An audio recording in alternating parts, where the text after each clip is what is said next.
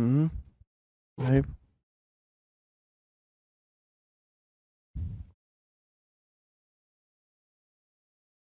Hello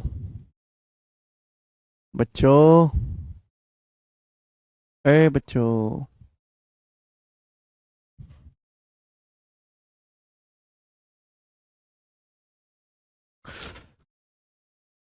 नमस्ते भाई।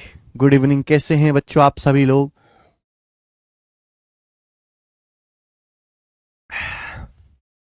कैसा महसूस कर रहे हैं?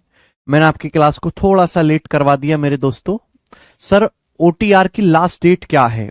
देखिए नरेंद्र जी, कोई लास्ट डेट नहीं है। बालक आते रहेंगे, एस्पिरेंट बढ़ते रहेंगे, वेबसाइट पर रजिस्ट्रेशन होते रहेंगे। मैं आपकी जानकारी के लिए बता दूं कि आप में से जो भी बच्चा एसएससी के आने वाले फॉर्म भरेगा, सिलेक्शन पोस्ट के, सीजीएल, एचएसएल, सीपीओ, एमटीएस, ये जितने भी होंगे, एसएससी ने अपनी नई वेबसाइट बनाई है ssc.gov.in। जो पुरानी वाली वेबसाइट है वो नहीं है, अब ssc.nic.in नहीं है, नई वेबसाइट बनाई है। उस पे क्या करना है, उसमें आपको लॉग इन करना है, अपनी आप ईमेल आईडी डाले, पासवर्ड जनरेट कर लीजिए। और उसको ध्यान रखिए लाइफ टाइम, ठीक है ना? लाइफ टाइम तो नहीं, जब तक आपकी नौकरी नहीं लग जाती। अब जो भी फॉर्म भरेंगे आप उसी वेबसाइट पे आप लॉगिन करेंगे, उसी पासवर्ड से। कोई एडमिट कार्ड आता है, कोई फॉर्म निकलता है, कोई नोटिफिकेशन डाउनलोड करना है, तो आप उस मेरे दोस्तों उस लॉगिन आईडी पासवर्ड से वेबसाइट में लॉगिन कर सकते हैं। ठीक है जी? नहीं? ठीक है बच्चों, क्या मैं आपको लाइव दिखाई दे रहा हूं? खम्मा गाणी गुनावट जी। चलिए शुरू करते हैं मेरे प्यारे भाई। सवाल नंबर 23 हम आपको पढ़ा रहे हैं परसेंटेज के मेरे दोस्तों, टाइप वाइज टाइप। कौन से सवाल?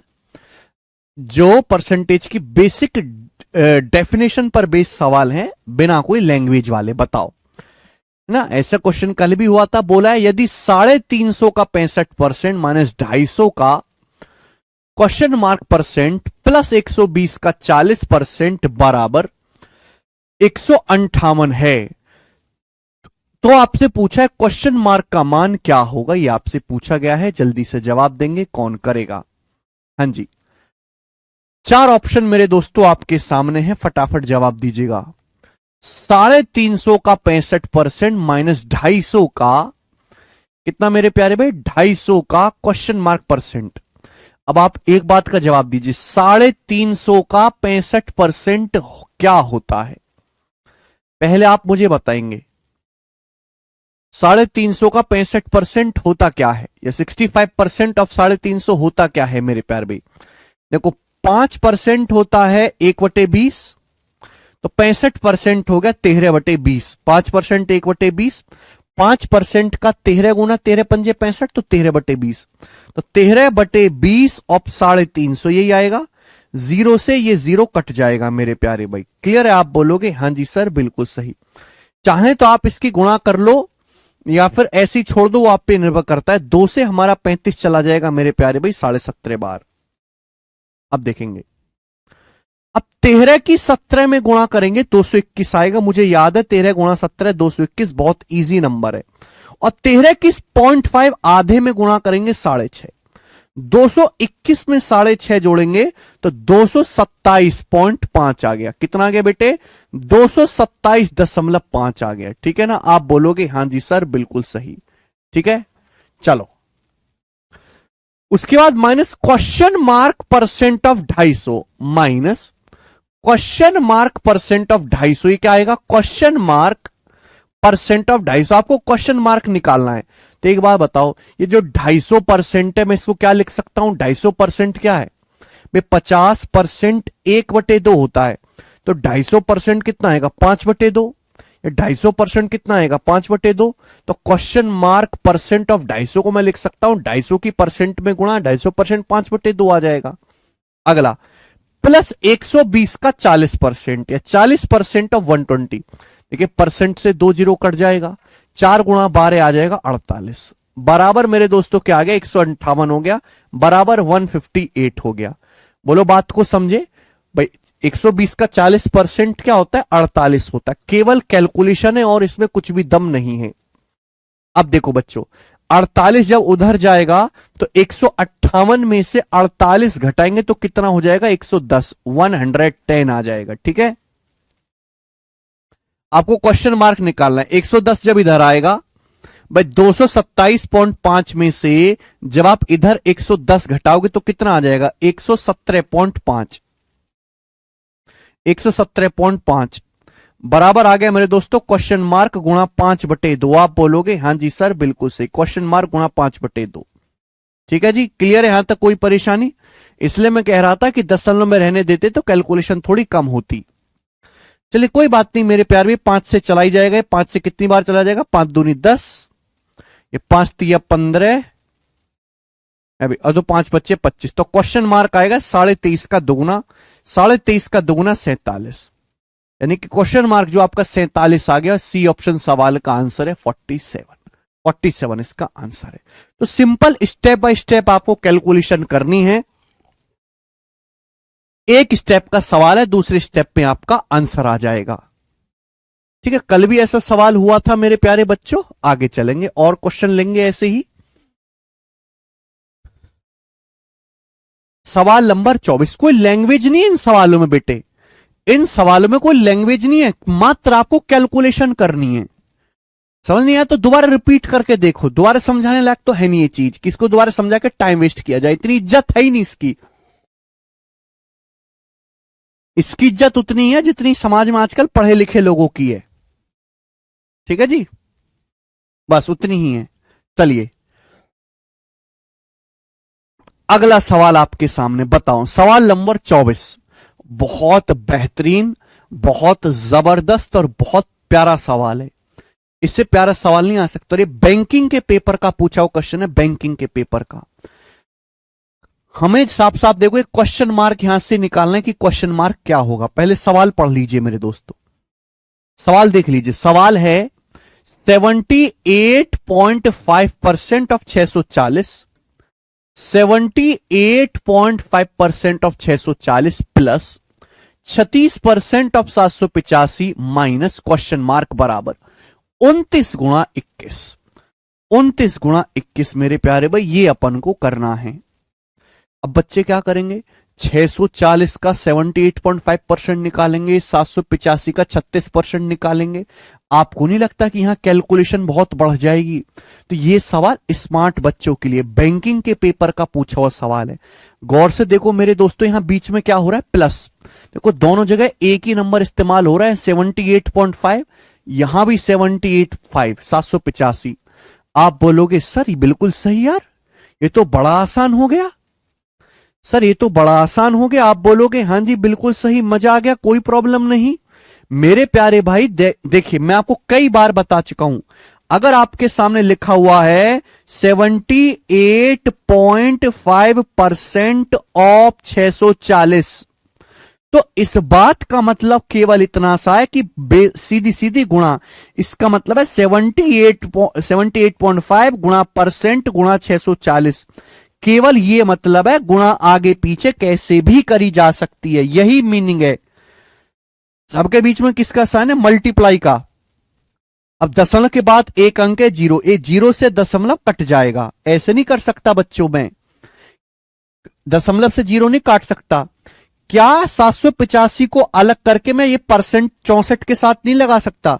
64% ऑफ 785 नहीं लिख सकता इस बात को भाई। अगर मैं गौर से देखूं तो क्या मैं ऐसे नहीं लिख सकता कि दशमलव की गुणा होगी 0 में तो 0 हट जाएगा। ये बन गया 785% ऑफ 64, 785% ऑफ 64। मैंने आपको बताया है कि A% ऑफ B बराबर होता है B% ऑफ A। गुणा आगे पीछे कैसे भी कर लो। 785% ऑफ 64 को मैं ऐसे भी लिख सकता हूं कि 64% ऑफ 785। बेटे लिख सकता हूं कि नहीं? मैं लिख सकता हूं कि नहीं? 64% ऑफ 785। बताओ कितने बालक इस बात को समझ गए? कितने बालक इस बात को समझ गए?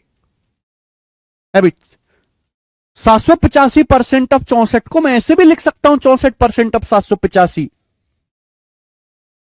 एग्जाम्पल दे दे के मैंने आपको बेसिक खूब पढ़ाया है कि भाई A% ऑफ B बराबर B% ऑफ A। ये चीज मैंने आपको सिखाई कि नहीं? अब देखो पेपर में ये क्या है, कंसेप्ट है, पेपर में कंसेप्ट तो पूछता नहीं है, पेपर में तो कंसेप्ट बेस्ड सवाल पूछता है, तो उस पर बेस्ड सवाल है। ए बी को आगे पीछे देखो, गुणा गुणा किधर भी करो, चाहे आगे से चाहे पीछे से, आंसर सेम ही आना होता है, तो मैंने ऐसे लिख दिया। ऐसे करने का फायदा क्या है बेटे, ऐसे करने का फायदा केवल एक ही है कि हमारी कैलकुलेशन कम हो जाती है। दोनों ही जगह 785 785 हो गया। क्या आपको पता नहीं है बेटे कि 64% ऑफ 785 में जोड़ूंगा अगर मैं 36% ऑफ 785 तो क्या आ जाएगा, 64% और 36%, 64 जमा 36, 100% ऑफ 785 नहीं आ गया ये, 64 जमा 36 क्या होता है 100, 100% ऑफ 785 नहीं आ गया मेरे प्यारे भाई। क्लियर है, 100% का मतलब क्या होता है एक, 64% ऑफ 785 जमा 36% ऑफ 785, 64 जमा 36 100 आ गया, 100% ऑफ 785, और 100% का मतलब क्या होता है एक, एक गुणा 785, 785 आ गया मेरे प्यारे भाई। और ये है माइनस क्वेश्चन मार्क, बराबर 29 गुणा 21, 29 की 21 में गुणा करके कितना आएगा मेरे दोस्तों, 609। आप कहोगे सर इतनी जल्दी कैसे गुणा करी, मैंने इतनी जल्दी ऐसे दिमाग में सोच लिया, 21 का मतलब 20 जमा 1, 29 की 20 में 580, 580 में 29 जोड़ेंगे 609, बस सवाल सॉल्व हो गया। क्वेश्चन मार्क मुझे निकालना है, तो 785 में से माइनस 609 घटेंगे तो एंड में 6 आएगा, एंड में 6 आएगा, डी ऑप्शन आंसर है। आगे पूरा करने की जरूरत ही नहीं, क्वेश्चन मार्क निकालना है तो 609 इधर आएगा, 785 माइनस 609, तो जब आप घटाओगे तो हासिल जब आप लोगे तो मैं केवल इकाई का अंक देखूंगा, 5 में से तो 9 घटेगा नहीं, 5 को हासिल लेके क्या बनाओगे 15, 15 में से 9 घटाओगे तो एंड में 6 आएगा, और 6 एक ही विकल्प में है, डी विकल्प में आंसर हो जाएगा। बताओ समझ में आया। तो बेटे हमें कैलकुलेशन तो करनी है, ठीक है जी।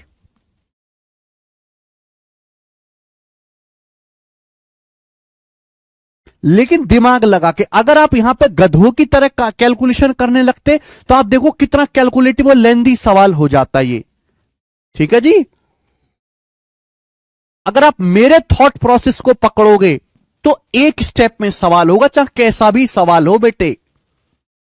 मैं आपको सवाल करना नहीं सिखाना चाहता, मैं आपको सवाल के प्रति अपनी सोच का नजरिया डेवलप करवाना चाहता हूं कि आपके सोचने की क्षमता बढ़े। बच्चा कह रहा है 785 दो बार था, बेटे 785 को नहीं ऐड किया जाएगा।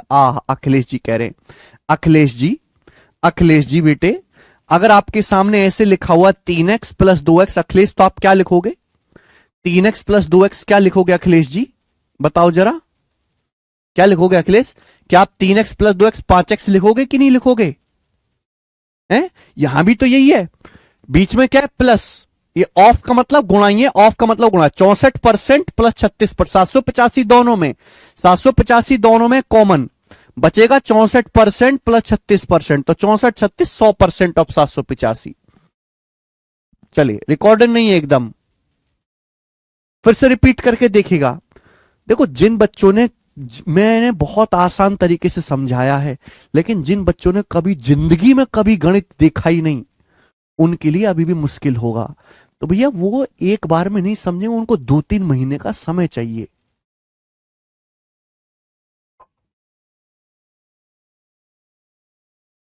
ठीक है, चलो मेरे दोस्तों नेक्स्ट, एक और सवाल करवाऊंगा मेरे प्यारे भाई, ऐसा एक और सवाल करवाऊंगा लास्ट, एक और सवाल करवाऊंगा बच्चों ऐसा ही लास्ट बताएंगे। सवाल नंबर 25, क्वेश्चन नंबर 25, बनाओ मेरे भाई बनाओ, बहुत अच्छा सवाल है, बहुत अच्छा। और ऐसा नहीं कि मेंस के पेपर का सवाल है, ये सवाल CHSL 2019 के प्री के पेपर में आया था, प्री के पेपर। कोई लैंग्वेज नहीं है सवाल में, मात्र कैलकुलेशन है, कोई कुछ नहीं पूछा, केवल आपसे कैलकुलेशन पूछिए, कैलकुलेशन। ठीक है जी, आगे सवाल देखते हैं। सवाल है 240 का A% C है, पहली लाइन, 240 का A% C है, दूसरी लाइन, ए का सी परसेंट 117.6 है। ए का सी परसेंट या सी परसेंट ऑफ ए 117.6। पूछा क्या सवाल में आपसे पूछा है ए प्लस सी का मान ज्ञात कीजिए, ए प्लस सी का मान ज्ञात कीजिए, ये सवाल में आपसे पूछा गया है। देखो मेरे प्यारे स्टूडेंट्स, लॉजिकली हमारी बात को सोचने की कोशिश करेगा। यहां से मुझे देखते ही पता लग गया कि अगर ये सवाल सॉल्व करना है तो मुझे ए और सी का मान निकालना पड़ेगा। इतनी बात क्लियर है? ठीक, चलिए दो तरीके बताऊंगा मेरे दोस्तों। एक जो आपको एग्जाम में करना है, एक जो केवल आपको समझना है लेकिन करना नहीं है एग्जाम में।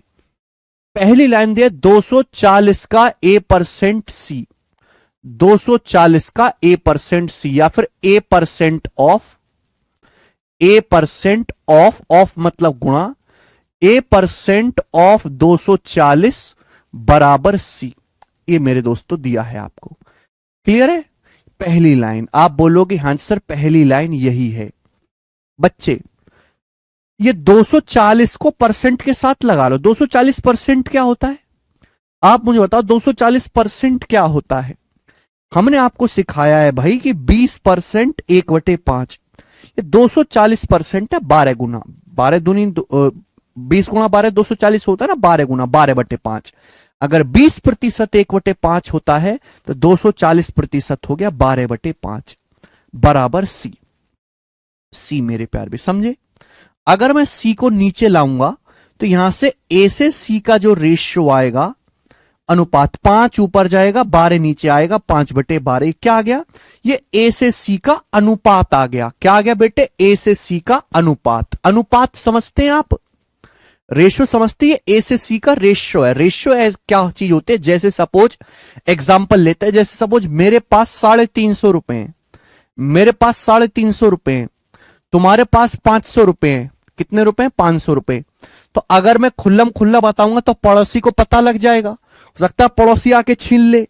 तो हम गुप्त भाषा में बताते हैं कि भी मेरे पास 350 रुपए हैं, मेरे पास 350 रुपए हैं, I have 350 rupees, you have 500 rupees. हम गुप्त भाषा में बताएंगे, खुल्लम खुल्ला बताएंगे तो पड़ोसी चुरा लेगा आके।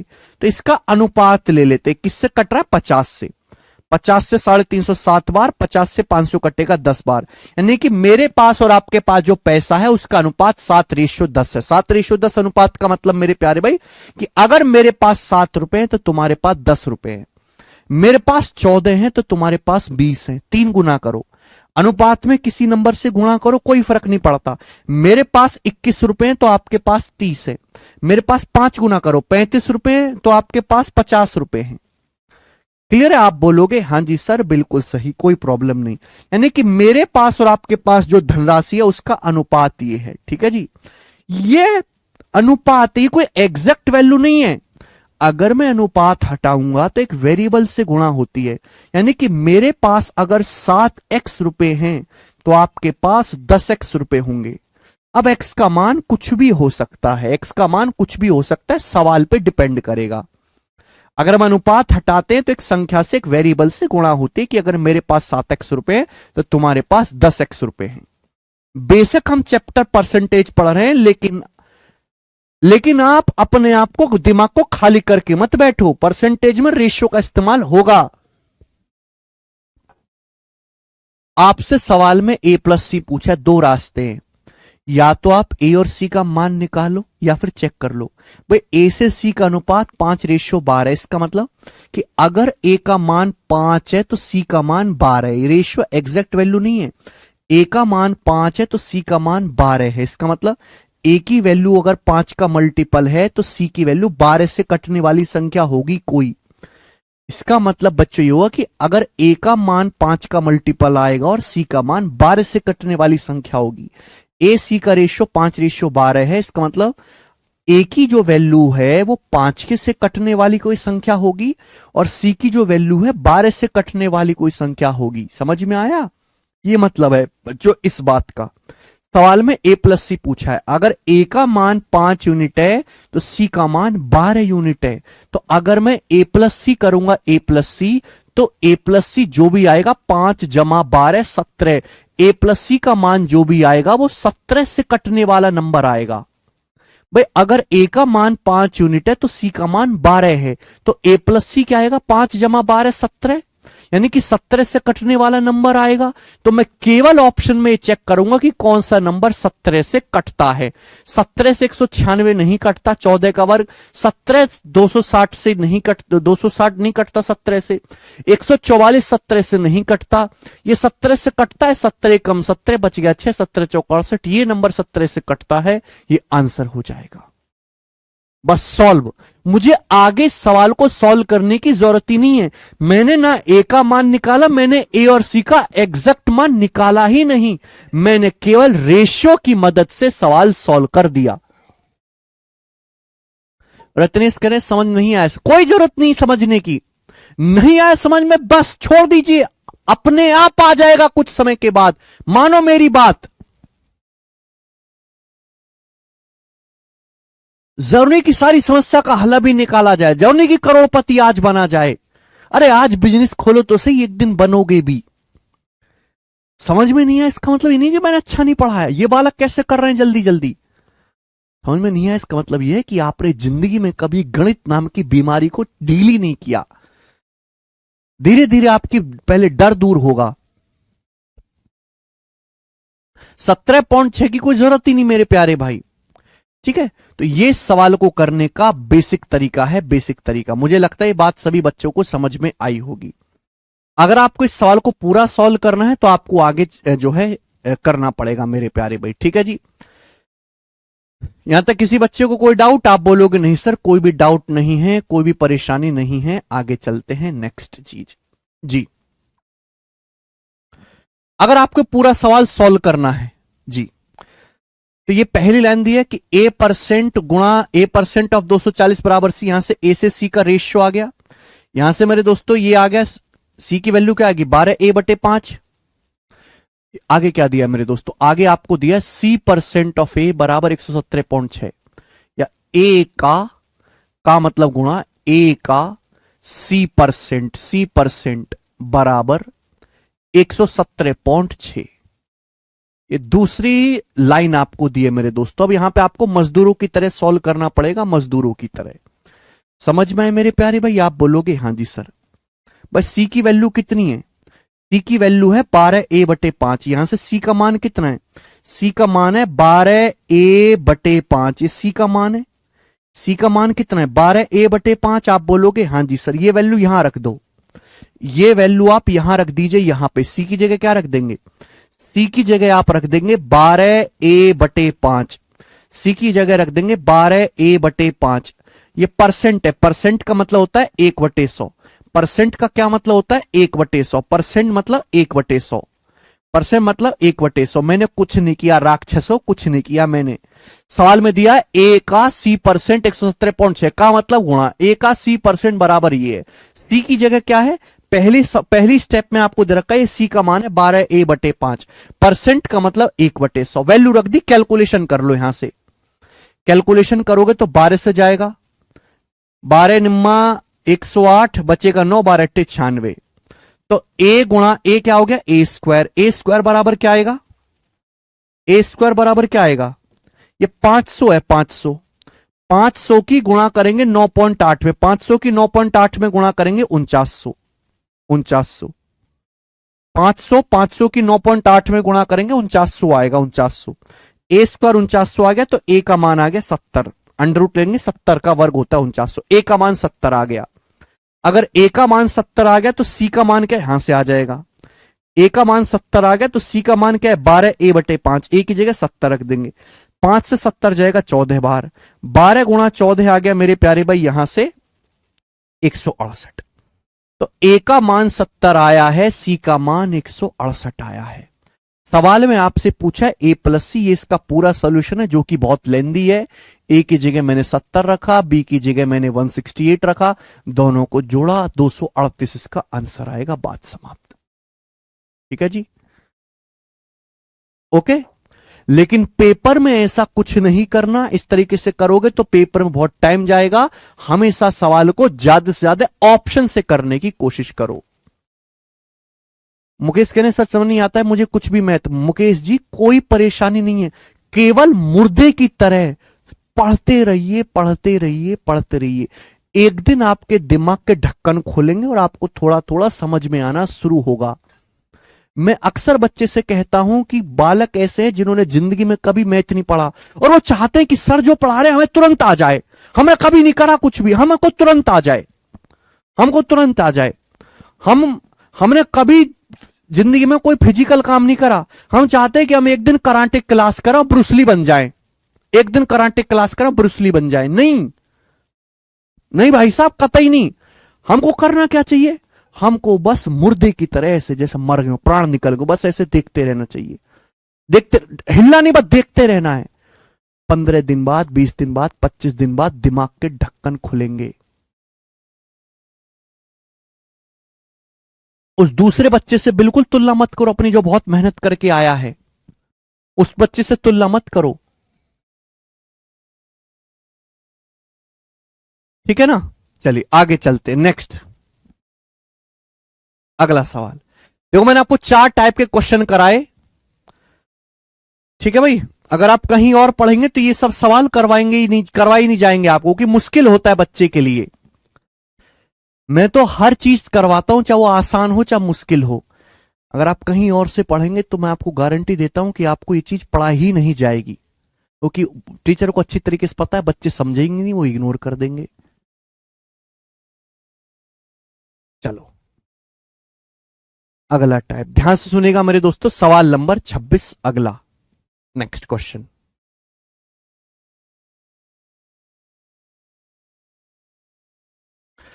आपको केवल वो चीज पसंद आती है जिसमें आप खुश रहो, क्योंकि मेरा मकसद खुश करना है ही नहीं। तुम्हारी आज की इंस्टेंट खुशी कल की बर्बादी लेके आएगी। ये वही बैच है जिससे पढ़ के 2019, 2020, 2021, 2022, 2023 5 साल के टॉपर निकले। ये वही बैच है जिससे 3 साल सीडीएस का रैंक 1 निकला है। ये वही बैच है जिसमें अगर 100 बालक की अगर नौकरी लगती है ना एसएससी में, 100 बालक में से 60-70 बालक केवल इसी जीरो टू हीरो बैच से पढ़ा हुआ होता है। जितना सिलेक्शन इस जीरो टू हीरो बैच से होता है ना, ये जितने भी मार्केट में टीचर है ना, ऑनलाइन ऑफलाइन, ये 1000-10,000 जितने टीचर है, वो मिला के भी नहीं होता है उनका, उतने टीचर्स का मिला के भी नहीं होता है सिलेक्शन। ये वही बैच है, क्योंकि हम बच्चों के साथ बहुत ज्यादा मेहनत करते हैं। वो अलग बात है कि कुछ बच्चे बीच में दम तोड़ देते हैं, क्योंकि उनकी काबिलियत, उनके अंदर आग ही नहीं है उतनी मेहनत करने की।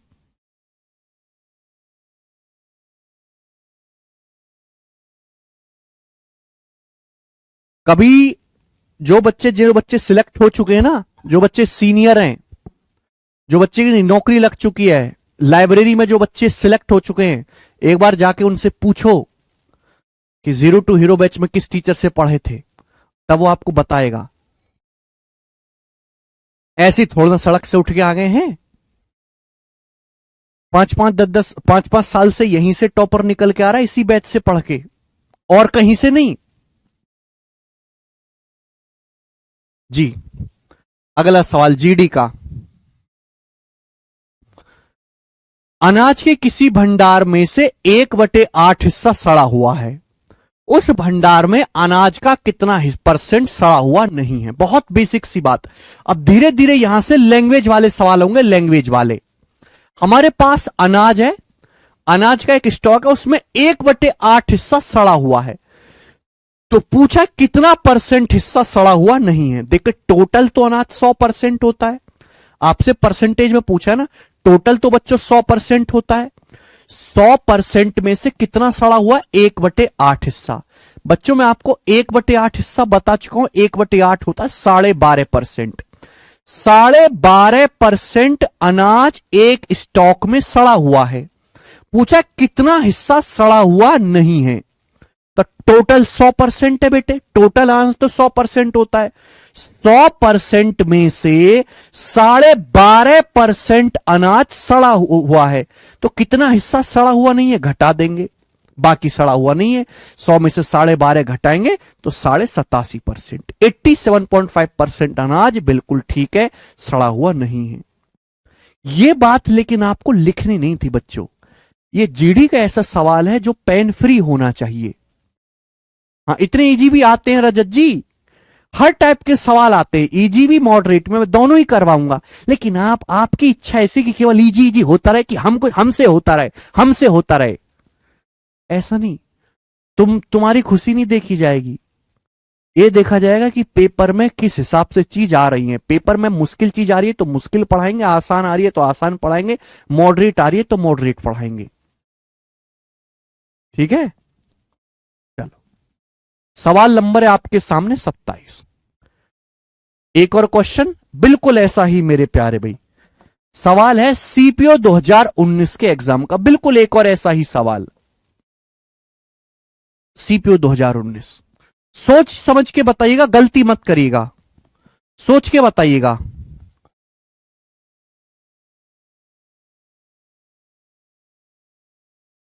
हाँ, 7/8 ही तो होता है प्रतिभा, 87.5%, 7/8।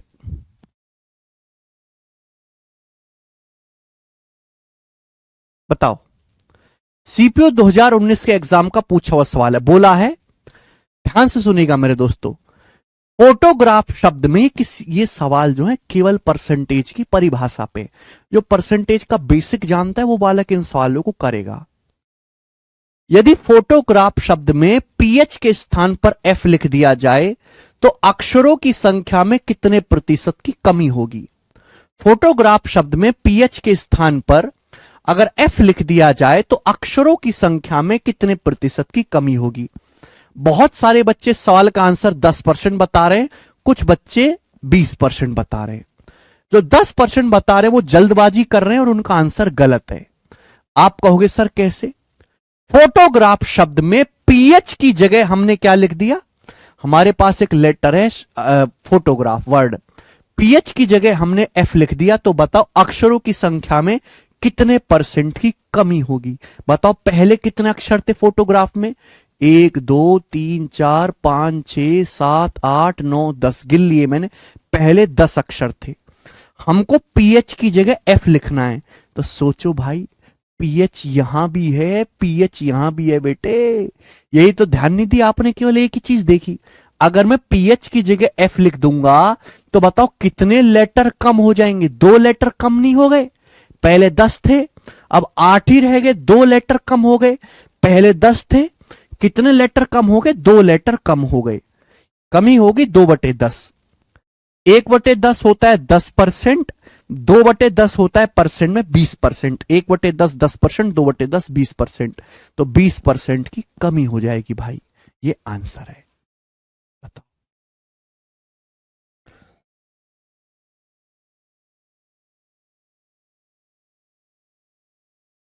समझ में आया?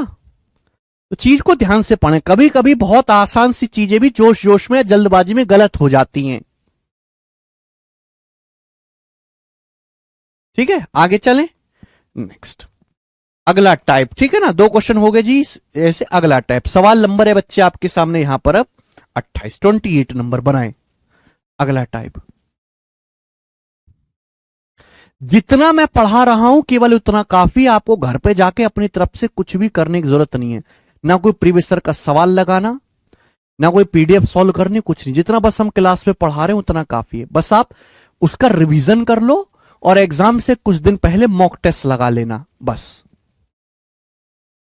अगला टाइप मेरे दोस्तों आपके सामने आएगा, दिल्ली पुलिस कांस्टेबल 2023 के पेपर का 2 क्वेश्चन मैं आपको इस टाइप के कराऊंगा। बहुत प्यारा टाइप है, बहुत इजी है, ठीक है। सब कुछ बेसिक थ्योरी में मैं आपको पढ़ा चुका हूं। बोले रोहन की सैलरी 40,000 से बढ़ के 45,000 हो गई, तो उसकी सैलरी में कितने परसेंट की वृद्धि हुई? बताओ, रोहन की सैलरी 40,000 थी, 40,000 से बढ़ के 45,000 हो गई, तो रोहन की सैलरी कितने परसेंट की वृद्धि हुई? बिल्कुल बेसिक सवाल, जो बच्चे करने वाले वो दिमाग में कर लेंगे। A option 12.5%। मैंने आपको सिखाया है, रोहन की सैलरी पहले कितनी थी? 40,000 रुपए। रोहन की सैलरी थी कितनी बेटे? पहले 40,000 रुपीज। सैलरी 40,000 से बढ़ के कितनी होगी? 45,000 होगी। तो रोहन की सैलरी 40,000 से 45,000 होगी, तो रोहन की सैलरी बढ़ी कितनी? 5,000 रुपए बढ़ी। और आपसे यही पूछा सैलरी कितने परसेंट वृद्धि हुई, तो नीचे क्या लिखेंगे? ओरिजिनल पहले कितनी सैलरी थी, ऊपर क्या लिखेंगे, सैलरी बढ़ी कितनी, 5,000, कितना आ गया जी 1/8, 1/8, 1/8 बढ़ गई सैलरी। और परसेंटेज में क्या होता है 1/8, 12.5%, 12.5% याद है आपको, 12.5% आंसर, ठीक है ना, क्लियर है।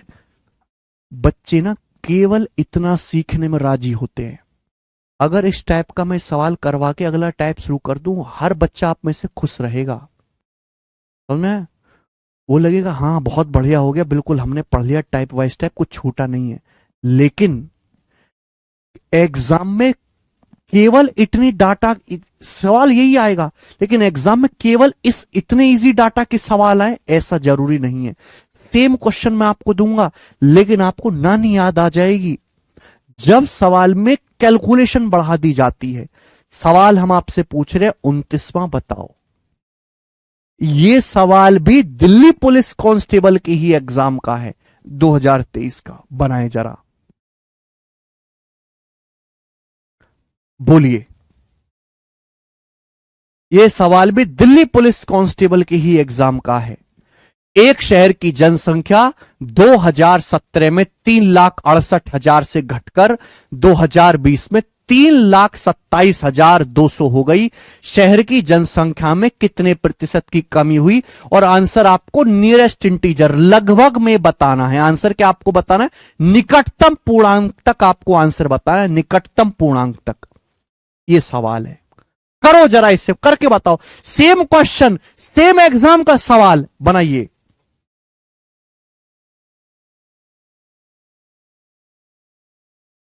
एक शहर की जनसंख्या 2017 में कितनी थी? 3,68,000। 2020 में घट के होगी 3,27,200। तो पूछा यह गया है कि शहर की जनसंख्या में कितने प्रतिशत कमी हुई। तो जो बच्चे बेसिक कमजोर हैं, बेसिक से कैसे करेंगे? वो करेंगे भाई, पहले जनसंख्या कितनी थी? पहले जनसंख्या थी शहर की 3,68,000, 3,68,000। 3,68,000 से जनसंख्या कितनी होगी घट के? 3,27,200। तो बताओ कितना कम होगी? माइनस करेंगे, घटाओ, कितना कम हो गई? तो आप कहोगे सर 800। अभी 800 बचेगा 7, 7 में से 7 गया 0 और 6 में से 2 गया 4, 40,800। जनसंख्या कितनी कम होगी बच्चे? 40,800। 3,68,000 में से 3,27,200 घटाएंगे तो मेरे दोस्तों 40,800 आएगा। पहले 3,68,000 थी, जनसंख्या 40,800 कम होगी, माइनस साइन का मतलब होता है जनसंख्या कम हो गई, ठीक है। और परसेंटेज में निकालना है, इंटू 100% ही आएगा। 100 से गुणा करेंगे, परसेंटेज का साइन लगाएंगे, आप बोलोगे हाँ जी सर बिल्कुल सही। 2 जीरो से 2 जीरो कट जाएगा, फिर 1 जीरो से 1 जीरो कट जाएगा, इसको भाग देंगे पागलों की तरह। बताओ बच्चों किससे जा रहा है ये जा रहा है 8 से। अभी 8 पंजे 40, 8 एकम 8, 510, ये 8 से जाएगा। 8 चौक 32, फिर 4 8 छिंग 48, 510/46। 510 को 46 से भाग देंगे तो पूरा तो भाग जाएगा नहीं। जब 510 को 46 से भाग देंगे कितनी बार जाएगा? 46 एकम 46, 46 एकम 46 बचेगा मेरे दोस्तों कितना? 40 एकम 40, 5 बचेगा, 5 जीरो, फिर 40 एकम 46, फिर 4 जीरो, दशमलव लगा के मेरे दोस्तों क्या करेंगे? 4 बचेगा ना, दशमलव लगा के 0 बढ़ा लेंगे तो 11 पॉइंट समथिंग आएगा, 11 पॉइंट समथिंग आएगा मेरे प्यारे भाई। देखिए 510 को जब मैं 46 से भाग दूंगा तो 40 एकम 40, 5 जीरो, फिर 40 एकम 40 बच जाएगा 4, फिर दशमलव लगा के 0 बढ़ा लेंगे, फिर 0 आएगा तो 11.0 समथिंग आएगा। लेकिन लगभग 11%, लगभग 11% इस सवाल का आंसर होगा बी ऑप्शन, अप्रोक्स 11%। पूरा पूरा तो जाएगा नहीं, लगभग 11% आ जाएगा। 3,27,200 है बेटे, ओके। समझ में आई? आप बोलोगे हाँ जी सर समझ में आई। अब मेरे दोस्तों यहां पे थोड़ा सा दिमाग लगाओ, थोड़ा सा दिमाग। इतना आपको करने की जरूरत नहीं है मजदूरों की तरह, ये तो मजदूरी होगी भाई साहब। थोड़ा सा दिमाग, धीरे धीरे आप सीखोगे। अप्रोक्स, एग्जैक्ट कैलकुलेशन करनी ही नहीं होती, अप्रोक्स करनी होती है। एक शहर की जनसंख्या 3,68,000 से घटके 3,27,200 हो गई। तो बताओ कितना परसेंट घटी, आप इसका अनुपात ले लो, जितना आप ले सकते हो उतना इजी ले लो। 2 जीरो से 2 जीरो कट गया मेरे दोस्त, 2 जीरो से 2 जीरो कट गया। आगे अनुपात लेने की जरूरत नहीं, टाइम वेस्ट है। यानी कि मेरे दोस्तों पहले अगर 3680 थी, अगर पहले 3680 थी, तो अब जनसंख्या होगी 3272। 3680 थी 3272। अच्छा आंसर अप्रोक्स में बताना है तो 200 को इग्नोर कर सकते, 200 तो बहुत छोटा नंबर है, 200 को आप ये जीरो मान लो। देखो 3 जीरो से 3 जीरो काट लो, 3 जीरो से मेरे प्यारे भाई 3 जीरो काट लो, ऐसे देखा करो भाई। जब सवाल में आपको अप्रोक्स आंसर निकालना है तो 200, 3,27,000 के सामने 200 बहुत छोटा नंबर है, मैंने 200 की जगह जीरो कर दिया। 3,27,200 को 3,27,000 लिखने में कोई प्रॉब्लम नहीं है, 3 जीरो से 3 जीरो कट जाएगा, ये हो गया जी। यानी कि मेरे दोस्तों अगर एक बार में नहीं आएगा, जब मैं आपको 25-30 सवाल समझा दूंगा तब आप समझोगे कि मैं कहना क्या चाहता हूं। 368 से जनसंख्या 327 हो गई, तो कितना कम हो गई, तो आप कहोगे सर 41 कम होगी, 8 में से 7 गया 1, 6 में से 2 गया 4, जनसंख्या 41 कम होगी, 41। मैं आपको ये चीज अच्छी तरीके से समझा चुका हूं कि बेस जो होता है वो हमेशा 100% होता है।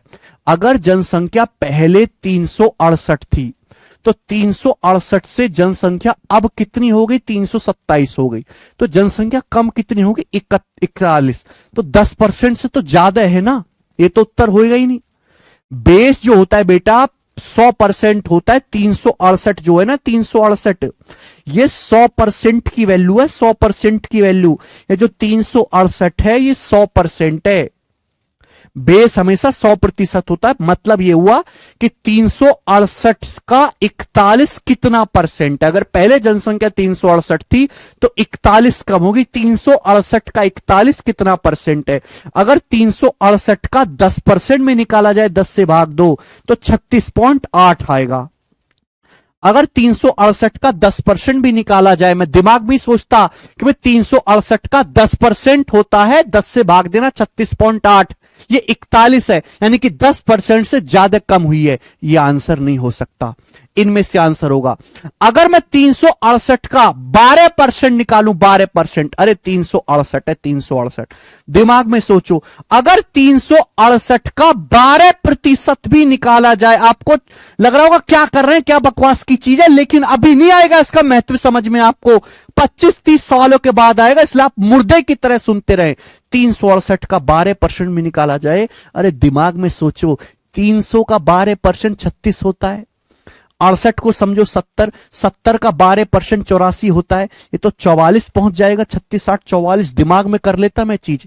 यानी कि अगर मैं 368 का 12% निकालूंगा तो 41 से बहुत बड़ा चला जाएगा, 44 पहुंच जाएगा। यानी कि 12% नहीं कम, 12% से कम आएगा, 12% से कम आएगा, 10 से ज्यादा, एक ही आंसर है 11।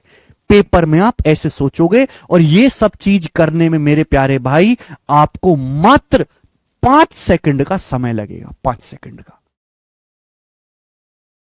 भाई 368 का 10% होता है 36.8, ये जनसंख्या 41 कम हुई है, तो 10% से ज्यादा आंसर आएगा। अगर मैं 368 का 12% निकालूं, 368 का, मैं 368 देखता ही नहीं, मैं देखता हूं 300 जमा 68। अगर मैं इसका 12% निकालू, और मैं दिमाग में करता ये, तो 300 का 12% 36, ये 68 को 70 मान लो, 70 का 12% 84, 84 या 8.4 या 8, 44 आएगा लगभग। यानी कि ये तो 41 ही कम हुई है, यानी कि 12% से कम आएगा, तो ये वाला उत्तर नहीं है, ये उत्तर नहीं है, ये उत्तर है। ऐसे सोचना है। 368 का 10% क्या होता है, 368 का 10% होता है 36.8। 368 का 1% क्या होगा, फिर 10 से भाग देना, 3.68। और जब मैं इनको जोड़ूंगा तो लगभग मेरे दोस्तों कितना आएगा, 41 आएगा। 10 और 11, 11% की वैल्यू कितनी आएगी, 8। 8 से 14 कच्चा ना से 36 और 1 37, 37 और 3 40, लगभग आएगा 41। बोलिए 8, 8 से 14 का 4, हासिल 1, 6 1 7, 3 10, यानी कि 368 का 11%, 40.48 है, लगभग 41 के बराबर है लगभग। तो 11% कम हुई है। दूसरा तरीका है सोचने का, बेसिकली आपको मजाक करना है। ये हमेशा 100% होता है। 10% निकालो, 10 से भाग, दशमलव लगा दो। 1% निकालो और 10 से भाग, जोड़ूंगा 11% ही आएगा। 40.48 11% आ गया। 368 का 11% ये रहा, 41 कम हुआ, लगभग 11% ही है। ठीक है भैया। तो हर चीज निर्भर करती है कि आप कितना अच्छा अप्रोक्स कैलकुलेशन करते हो। धीरे धीरे आप सीखोगे मेरे प्यारे भाई, धीरे धीरे। चलो अगला सवाल नंबर है 30 आपके सामने, बताएं। एक और क्वेश्चन ऐसा ही बनाओ, एक और सवाल।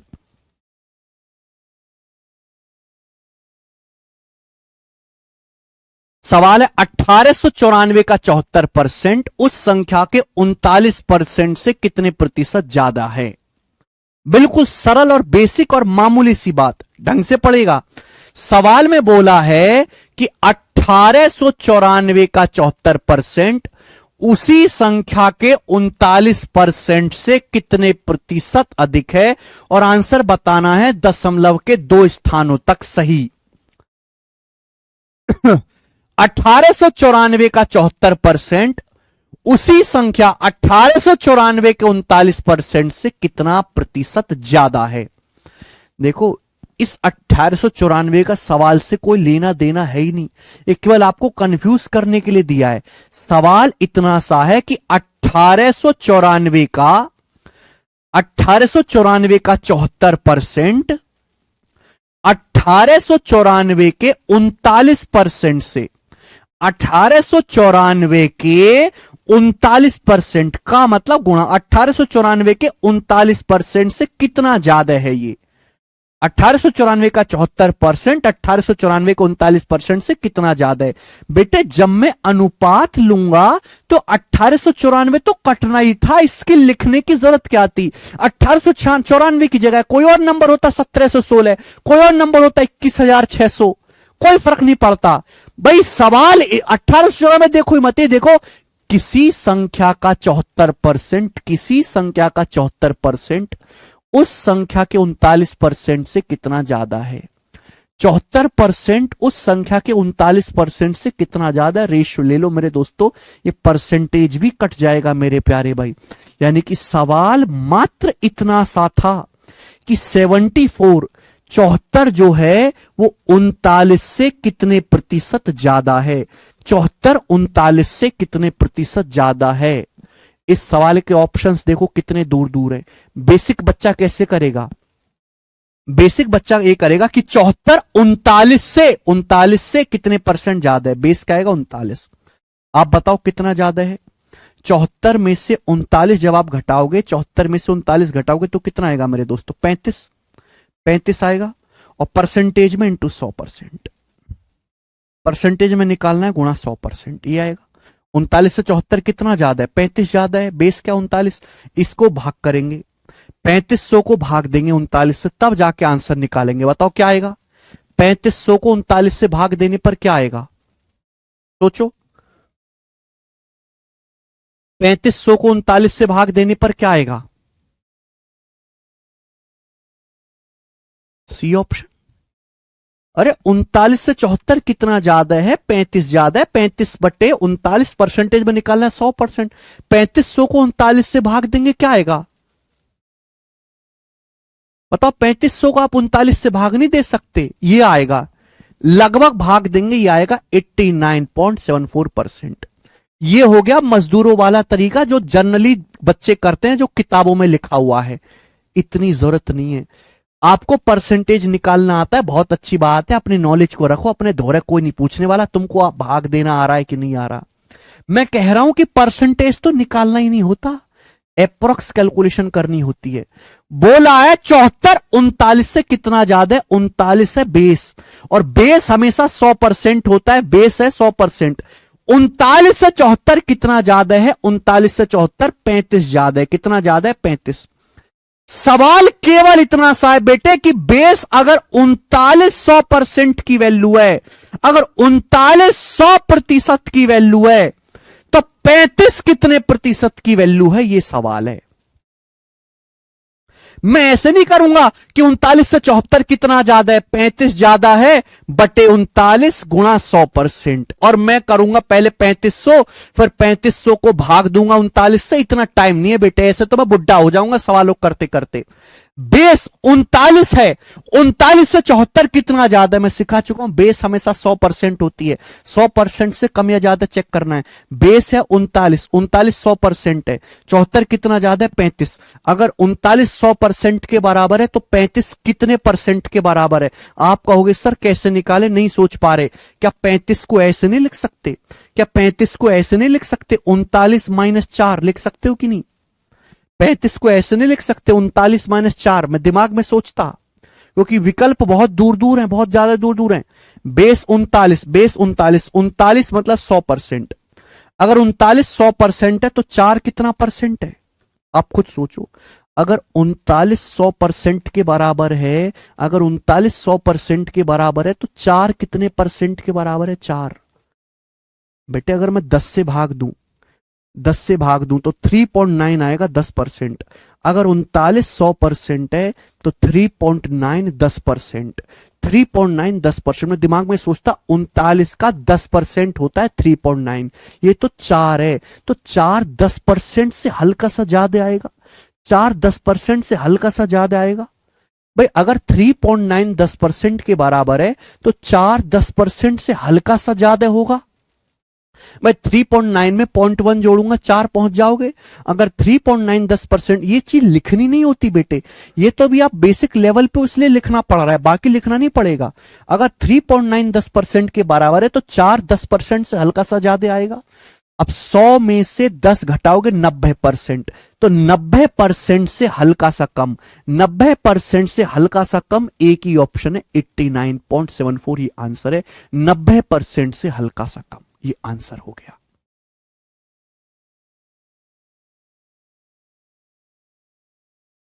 बताओ, सोचो आप। 39 का 10% 3.9 है, तो 4 भी तो लगभग 10% ही होगा, यानी कि आंसर जो आएगा 90% के नजदीक आएगा। 90% के नजदीक ए ऑप्शन है, ये उत्तर होगा। ये सीखना है, नहीं इतना अप्रोक्स नहीं करने बेटा कि आप 39 को 40 मान लो ना। मजा आया?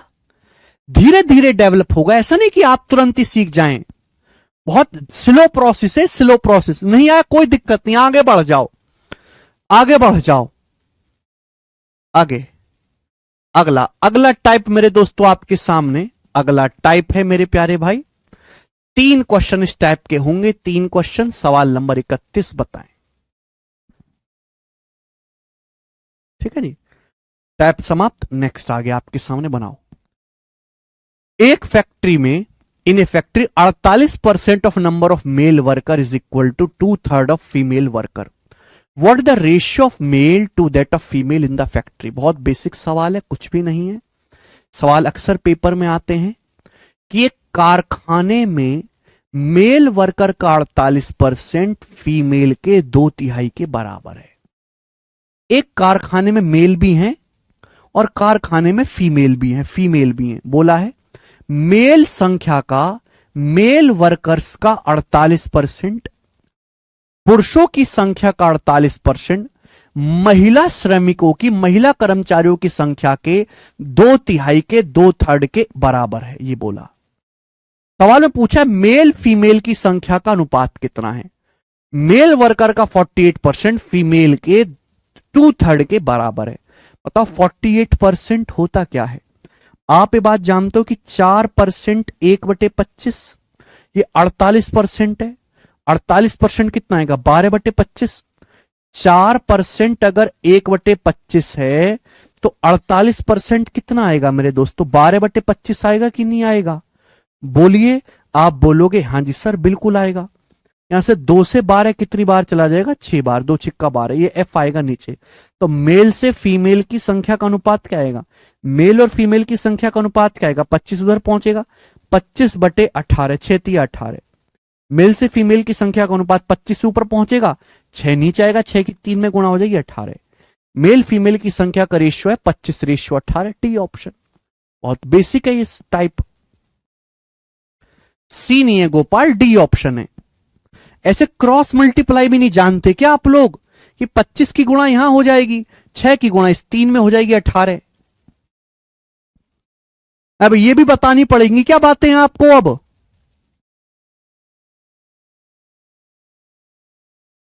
बहुत सरल और इजी टाइप है मेरे दोस्त। हाँ जी, चलिए 32वां बताओ। एक और क्वेश्चन ऐसा ही, एक और सवाल ऐसा, सिलेक्शन पोस्ट 2023 का, इसके फॉर्म भी आ चुके हैं 2024 के सिलेक्शन पोस्ट के पेपर के, और उसी के उपलक्ष्य में सवाल करेंगे 2023 के पेपर का। बनाएं।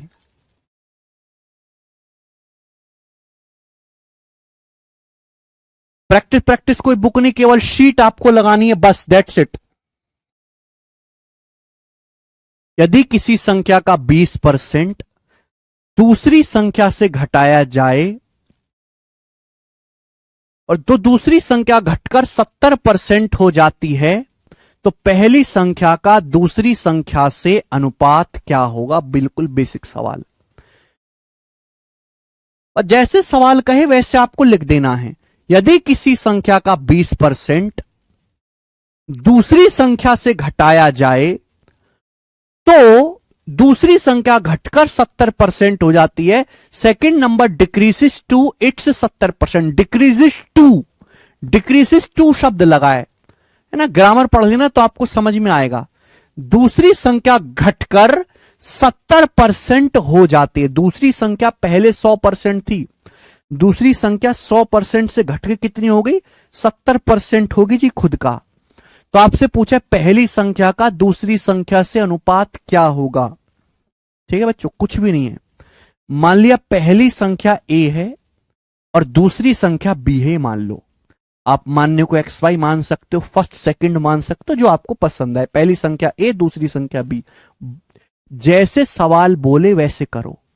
बोला यदि किसी संख्या का 20% दूसरी संख्या से घटाया जाए, दूसरी संख्या b है, किसी संख्या मतलब पहली संख्या, पहली संख्या का 20%, पहली संख्या का 20% घटाया जाता है दूसरी संख्या से।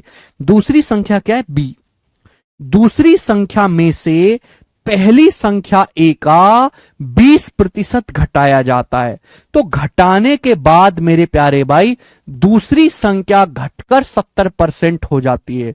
दूसरी संख्या यानी कि b, दूसरी संख्या जो है b वो घट के कितना हो जाती है, 70% हो जाती है। दूसरी संख्या b घटकर 70% हो जाती है। बात को समझे, यही कहा गया है। बताओ बेटे, यही कहा गया है सवाल में, कुछ नया तो नहीं है। किसी संख्या का 20%, किसी मतलब पहली संख्या का 20% जब दूसरी संख्या b में से घटाया जाता है तो दूसरी संख्या घटकर 70% रह जाती है। डिक्रीजेस टू और डिक्रीजेस बाई में फर्क है। अगर डिक्रीजेस बाई होता तो मतलब पहली संख्या 70% घट गई। डिक्रीजेस टू शब्द लगाए तो इसका मतलब है कि दूसरी संख्या घटकर 70% रह गई। फर्क है दोनों में। तो बेटे क्या कर सकते हो, यहां से b है, हर संख्या अपने पे 100% होते हैं। b का मतलब क्या होता है, b का 100%। b का मतलब क्या है, b का 100%। आप बोलोगे हाँ जी सर यही मतलब है। जब ये इधर आएगा, जब ये इधर आएगा मेरे प्यारे भाई, तो 100 में से 70 घटाएंगे तो क्या आएगा, 30% ऑफ b। 30% ऑफ b ये उधर चला जाएगा, माने जब उधर चला जाएगा क्या हो जाएगा, 20% ऑफ a। 20% ऑफ a आप बोलोगे हाँ सर, उधर आएगा 100 माइनस 70, 30% ऑफ b बराबर 20% ऑफ a। आपसे बोला पहली दूसरी संख्या का अनुपात है, परसेंटेज कट ही जाएगा, जीरो कट ही जाएगा। पहली a और दूसरी b, a से b का रेशियो पूछा, a से b का रेशियो, b उधर जाएगा 2 इधर आएगा। a से b का रेशियो आ गया 3/2, a से b का रेशियो 3/2 आ गया। ये आंसर है पहला ऑप्शन 3/2। 2/3 नहीं आएगा, 3/2 आंसर है। ठीक है, आगे चलिए दोस्तों एक और क्वेश्चन करते हैं इसी टाइप का, वरना फिर आप मुझे परेशान करोगे कल। सवाल नंबर 33 एक और करेंगे मेरे प्यारे दोस्तों, वेरी वेरी इंपॉर्टेंट। ठीक है ना, सेम कैटेगरी के सवाल है मेरे प्यारे भाई, थोड़ा थोड़ा चेंज है, लेकिन ऐसा नहीं कि मैं आपको एक ही जैसे क्वेश्चन करवाऊंगा। बनाएं सवाल नंबर 33। बोला दो संख्याएं ए और बी ऐसी हैं कि ए के 8% और बी के 5% का योग ए के 12% और बी के 10% के योग का 3/5वां हिस्सा है। ए और बी का अनुपात क्या है? बहुत बेहतरीन सवाल बोला है। दो संख्याएं ए और बी ऐसी हैं कि ए के 8%, दो संख्याएं ए और बी ऐसे हैं कि ए के 8%, यानी कि 8 ए के 8% और बी के 5%, बी के 5% का योग, योग मतलब सम। Two numbers A and B are such that sum of 8% of A and 5% of B is 3/5 of, किसका 3/5 है? 3/5 of the sum of 12% of A के 12% और B के 10%, A के 12% और B के 10% के योग का 3/5 है। 3/5 है, 3/5 का मतलब मेरे दोस्तों 3/5 गुना है। ये मतलब हुआ मेरे प्यार भाई। हमने कुछ भी नया नहीं किया, जैसे मेरे को सवाल ने इंस्ट्रक्शन दी मैंने वही चीज जो है बोर्ड पे उतार दी। दो संख्याएं ए और बी ऐसी हैं कि ए के 8% और बी के 5% का जो योग है वो ए के 12% और बी के 10%, ए के 12% और बी के 10% के योग का 3/5 है। 3/5 का मतलब 3/5 गुना है, 3/5 हिस्सा है। आप बोलोगे हां जी सर ये बन गया। अब आपको करना क्या है? सॉल्व करके ए और बी का अनुपात निकालना है। तो देखो ये 5 है, ये 5 की गुणा यहां होगी इस ब्रैकेट में, इस पूरे ब्रैकेट में 5 की गुणा होगी। गुणा करने के बाद घटाना है। भैया मैं तो दिमाग में सीधा स्टेप लिखूंगा, आप नहीं कर सकते तो पहले 5 की गुणा कर लो छोटे बालक की तरह, फिर करना आगे। 5 की जब यहां गुणा करेंगे तो 5 अट्टे 40% आएगा, यहां 3 इंटू 12 36 आएगा, ये 40 आएगा, ये 12 ते 36 आएगा। 40 में से 36 घटाएंगे, 4% ऑफ ए बराबर बी की बात करते हैं। 5 की 5 में गुणा करेंगे 25% बी आएगा, ये 3 दुसाम 30 आएगा, 30 आएगा। ये 5 पच्चे 25 आएगा, ये 3 दुसाम 30 आएगा। तो 30% बी में से ये 25 उधर जाके घटाएंगे, 30 में से 25 घटाएंगे तो 5% ऑफ बी, 5% ऑफ बी। ये परसेंट कटी गया दोनों तरफ से। ए से बी का अनुपात क्या आ गया? बी इधर आएगा, 4 उधर चला जाएगा राइट साइड में। ए से बी का अनुपात आ गया 5/4 और यही ए से बी का रेशियो है 5/4, जो कि हमारे यहां पर बी ऑप्शन सही बनता है। बी ऑप्शन, बात समाप्त।